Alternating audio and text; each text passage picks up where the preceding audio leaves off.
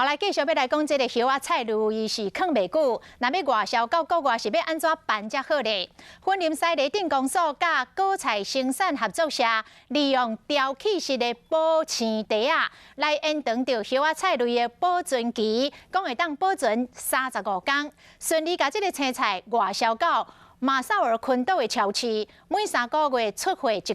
已经成功运过7、8抓了。 规个货柜真满，大货单关门，准备要出货。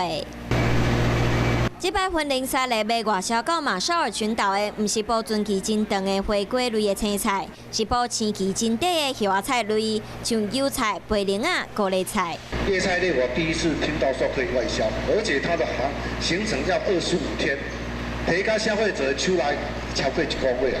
哦，这个技术对以上没有办法突破这个技术。 叶仔菜类无法度放，假使要外销去国外，就要控温，控温成本真悬，存温较俗，毋过时间较长。今嘛有发布雕刻式保鲜袋啊，会使互叶仔菜类增加保鲜35天，减少外销的成本。一个7条式的这样的一个保鲜袋，然后去把它做封装起来，然后它就可以让它进入到休眠的状况，就好像是我们在睡觉的时候，你的呼吸事实上是最平稳的。 雕刻式保鲜袋啊，比一般的塑胶袋啊贵5倍，不过伫青菜成本算真俗。目前西雷镇的叶仔菜类出货到马绍尔群岛3个月一摆，已经成功运7、8抓，会继续推广保鲜袋啊，互台湾的叶仔菜类会使销往搁较济国外市场。